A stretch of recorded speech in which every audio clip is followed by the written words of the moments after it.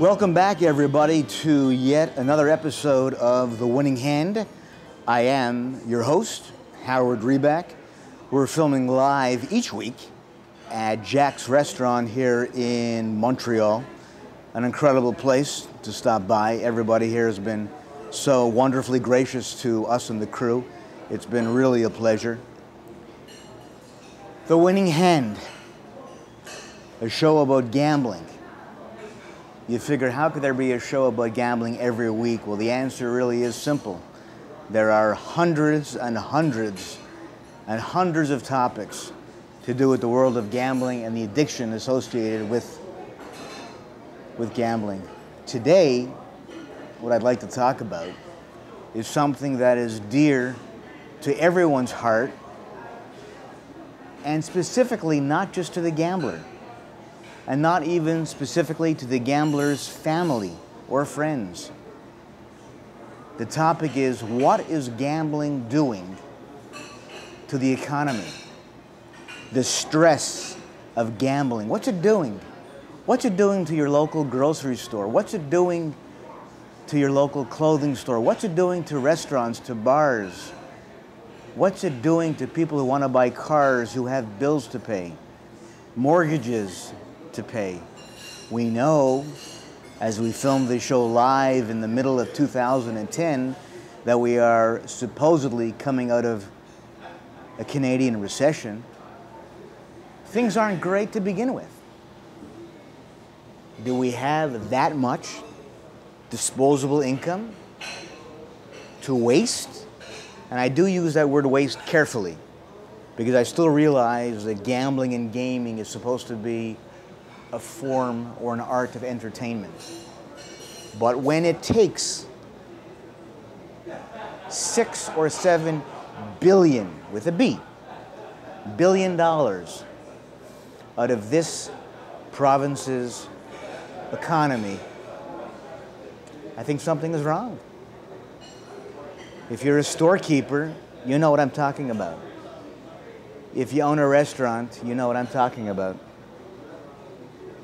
If you sell cars, if you work at a bank, if you work at a utility company, and you see the payments not coming in as fast as they should, not coming in full payments as they should, you'll know what I'm talking about. True, this is all not related to gambling, but do we agree on the premise that a fair chunk is, and a few billion is a few billion too much? It is said roughly, and this is a stat that I've read pretty much worldwide, that for every dollar gambled, it's broken down this way. A dollar gambled, 25 cents goes to overhead, 25 cents goes to the government as profit, 25% goes as taxes, and 25% goes back to the so-called winner.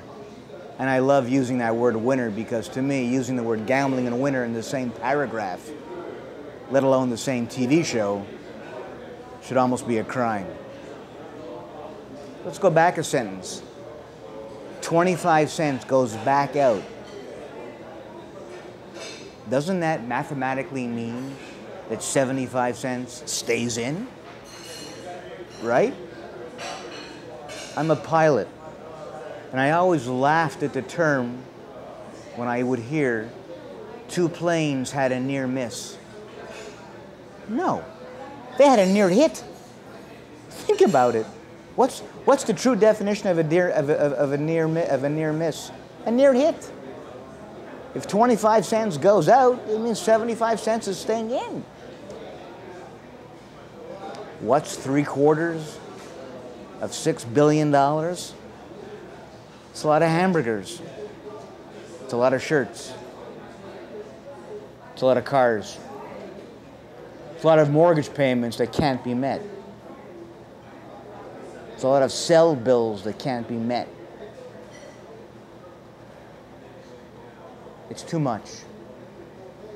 and I ask, as I do every week in one form or the other, doesn't the government take any responsibility about biting that much money out of our economy on a day-to-day, let alone hour-to-hour or minute-to-minute basis? As I said last week on our topic about internet gambling, 3 o'clock in the morning, people are making donations to governments by way of online gaming. It's too much. The economic stress that gambling is doing on society is mind-boggling. People pulling into gas stations asking for $4 gas. What is that? What is that when you have a hydro bill of $60 and you send in 15 or 20? You pay interest. What is that when you can't meet your mortgage payment and the bank tacks on more interest? And the more you work and the harder you work and the deeper you get into debt, your life becomes worse.